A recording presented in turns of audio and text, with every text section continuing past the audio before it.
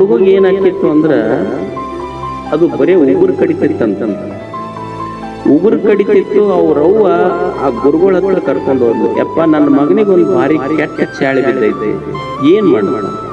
ಬರೀ ಕೈ ತಗೊಂಡು ಉಗುರು ಕಟ್ಕೊಂತ ಕುಂದಿರ್ತೈತೆ ಅದು. ಇದೇನ್ ದೊಡ್ಡದು, ನನ್ನ ಸಣ್ಣ ವಿಷಯ, ಇದನ್ನೆಲ್ಲ ನಾ ಸರಿ ಮಾಡ್ತೀನಿ ನಾನು. ಆ ಹುಡುಗ ಯೋಗಾಸನ ಕಲ್ಸಿದ್ರು ಅವ್ರು ಗುರುಗಳು. ಭಾರಿ ಯೋಗಾಸನ ಕಲಿಸಿ ವರ್ಕ್ಶಾಪ್ ಇತ್ತಲ್ಲ, ಹಂಗ ವರ್ಕ್ಶಾಪ್ ಮಾಡಿ ಹೋದ್ರು. ಮುಂದಿನ ವರ್ಷ ಮತ್ತ ಅದೇ ಮಿತಿಗೆ ಡೇಟಿಗೆ ಮತ್ತೆ ಯೋಗಾಸನದ ಶಿಬಿರ ಇತ್ತು. ಮತ್ತ ಅವ್ರ ಗುರುಗಳು ಬಂದ್ರು ಯೋಗಾಸನ ಶಿಬಿರ. ಈ ಹೆಣ್ಮಗಳು ಮತ್ತ ಮಗನ ಕರ್ಕೊಂಬಂದ್ ನಮಸ್ಕಾರ ಮಾಡಿದ್ಲು. ಅವ್ರ ಗುರುಗಳು ಕೇಳಿದ್ರಿ, ಹೆಂಗದನವ ಮಗ ಅಂತ ಕೇಳಿದ್ರು. ಅವಾಗ ಆ ಯಪ್ಪ ಮೊದಲ ಚಲೋ ಇತ್ತು ಇದು ಅಂದ್ಲ.